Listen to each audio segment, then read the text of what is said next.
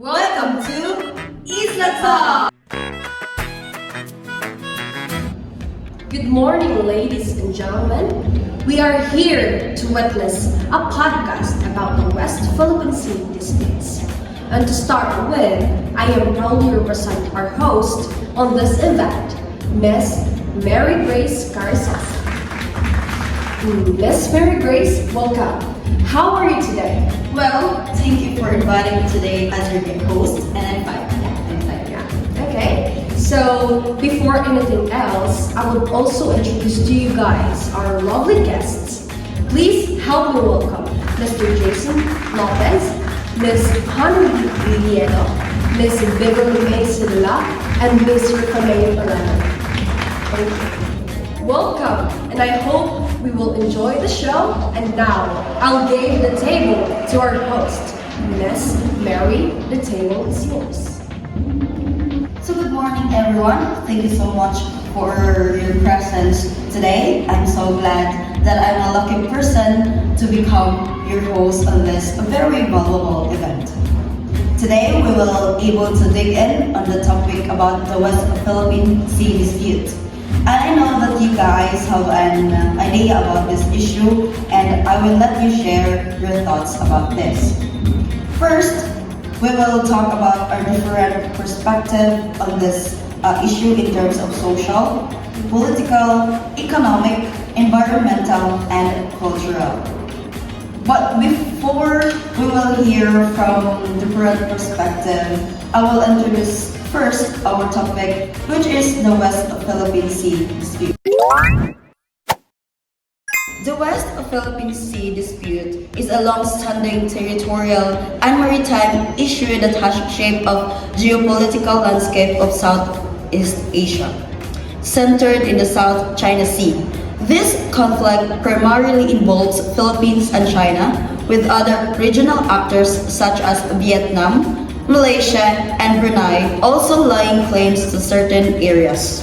At the heart of the issue are overlapping sovereignty claims, resource access, and strategic control, making it one of the most contested maritime disputes in modern history. Historical and legal foundation of this issue. So the West Philippine Sea, a portion of South China Sea that falls within the Philippines Exclusive Economic Zone, or the EEZ, has been an area of contention due to conflicting territorial claims. The dispute intensified when China advanced its claim through the Nine-Dash Line with a loosely defined boundary that asserts control over nearly the entire South China Sea, disregarding the sovereignty of neighboring states. In 2016, an arbitral tribunal under the United Nations Convention on the Law of the Sea, or the UNCLOS, ruled in favor of the Philippines, invalidating China's expansive claims. The tribunal confirmed that China's historical assertions had no legal basis and its activities, including land reclamation and military expansion, violated international maritime law. Despite this legal victory for the Philippines, China rejected the ruling and continued its presence in the contested waters. And now we will talk about the different perspective, and let's start to hear with Miss Beverly and Miss Lucy will share their thoughts about social and political perspective. We will hear from them. So hello, Miss Mary. The West Philippine Sea thing, it's way more than just some arguments about who owns what. You know, it's like it's in our blood now, but part of us, what makes us us. For many Filipinos, especially those living by the coast, it's about their daily grind, their ability to put food on the table by fishing, like their ancestors did. When that threatened, it's a gut punch. You got to any gathering and you'll hear people talking about it. This mix of anger, frustrations, but also the fierce pride in standing up for what they believe in theirs. It's just like David and Goliath, this small country against a big one. It's a news all the time. Social media is blowing up about it. It's shaping how people see their country and their place in the world. It's making people more patriotic, more aware of our history and our rights. This whole thing is creating a stronger sense of us, a shared identity, but also an anxiety about what's future might bring. It's like a wound that's just healing, affecting how people feel and act. It's not just an older generation, even the young people are getting fired about it. Seeing it as a fight, our fight too. It's like just issue is shaping the next generation of Filipinos. It's a constant reminder of our history, our struggles, and our resilience as a people. It affects everything from the songs we sing to the stories we tell. To its social issue, an economic issue, a political issue, all rolled up into one. And it touches every Filipino in some way. It's a part of our conversation, a national conversation. And it's a core about dignity, about being able to control our own destiny and protect what's ours. It's something personal and also national. Actually, the political perspective on the West Philippine Sea disputes, I can tell that it is complex, like involving national sovereignty and territorial integrity, also economic interest for the Philippines. Actually, China's expansive claims based on historical grounds are largely rejected by the Philippines and, international law, particularly the unique laws. This has led the Philippines to pursue a strategy of international arbitration and strengthening alliances. Also with countries like the United States, to encounter China's assertiveness, China. Domestic politics in the Philippines also play a significant role, with varying administration also adopting different approaches, ranging from asserting legal challenges and seeking economic cooperation with China. Ultimately, the political discourse revolves around the upholding Philippine sovereign rights and also ensuring regional stability amidst competing geopolitical interests. That's it. Thank you so much, Miss Beverly and Miss Lucy, for sharing your thoughts. And now, we will hear another thoughts from Miss Honey and Miss Rufa for their idea about economic and environmental perspective. Okay, so basically, the West Philippine Sea is facing some serious environmental problems. Yeah, big issues like China's island building are destroying coral reefs, which are like underwater cities for tons of sea creatures. They're destroying it.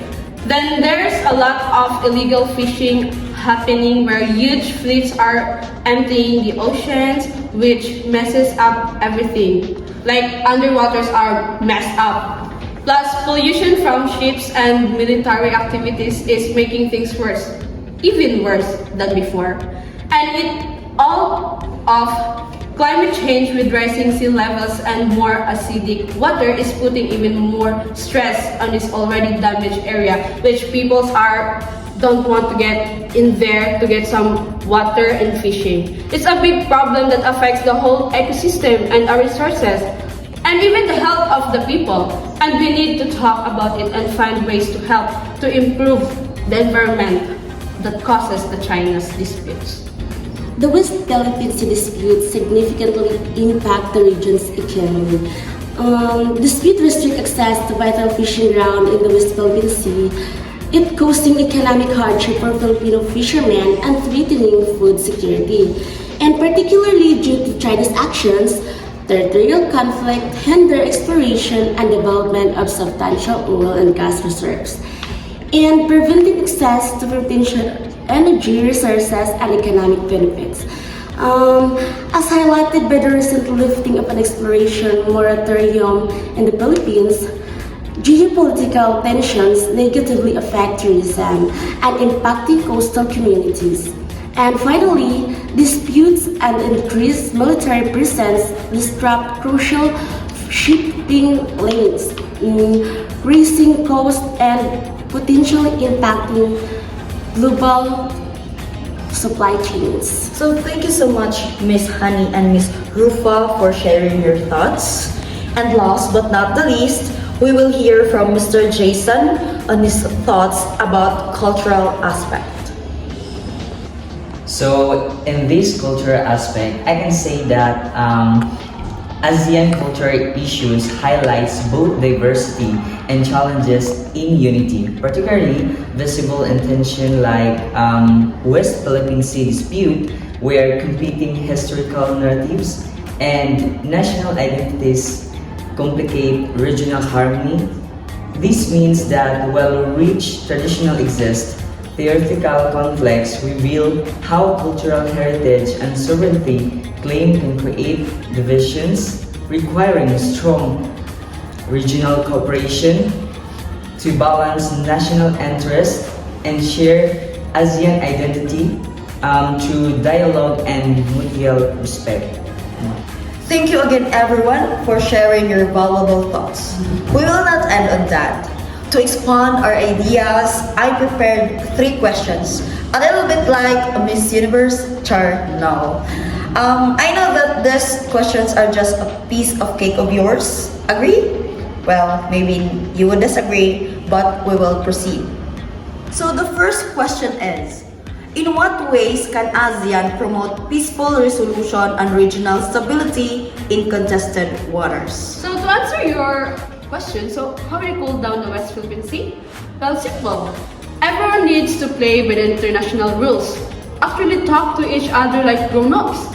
Maybe even team up on shared stuff. And ASEAN needs to make some real rules so everyone follows.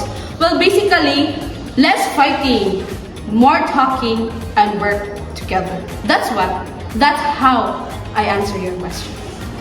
So my next question is, how can existing diplomatic and legal frameworks such as the ASEAN Regional Forum, Code of Conduct, and UNCLOS be strengthened or reformed? So to answer that question, so strengthening existing frameworks requires enhancing ARF or ASEAN Regional Forum. So through concrete confidence-building measures, so regular direct dialogue between claimant states and clear communication channels. So the COC or Code of Conduct needs to be finalized as legally binding. Binding agreement with effective dispute resolutions mechanisms. Also, for UN conventions on the law of the sea or unique laws, ASEAN should promote universal acceptance, advocate for consistent and impartial obligations. Also, of its principles and strengthen its dispute settlements mechanisms. So these reforms necessitate a commitment from all parties to uphold the rule of law. Also, engage in good faith negotiations and prioritize peaceful dispute resolutions. Yeah. So my last question is, what role should ASEAN play in mediating tensions, protecting maritime resources, and ensuring freedom of navigation? I think ASEAN should actively mediate dispute by promoting dialogue, neutrality, and peaceful solution under international law. It must protect maritime resources and encouraging joint development agreements and sustainable fishing practices. So I think ensuring freedom of navigation, requiring upholding UNCLOS, monitoring sea routes, and opposing unlawful blockades. ASEAN can collaborate with external partners like US and China to balance power but must stay united to avoid being dominated by major powers. A stronger ASEAN lead mechanism like upgraded COC would help manage tension, like safeguarding regional stability and economic interest. So yes, well, Jason is right. And to add up to that question, so ASEAN needs to be chill, peacemaker, and the West Philippine Sea, pushing hard to our real, must follow rule book for everyone. They gotta get all the countries teaming up to keep the seas, and they gotta get all the countries teaming up to keep the seas safe and make sure everyone respects the international laws, so no one power hugs the ocean. So basically, Asia's gotta be the balanced friend keeping to everyone in check, right? Yes, you're right. Thank you so much, guys! And once again, this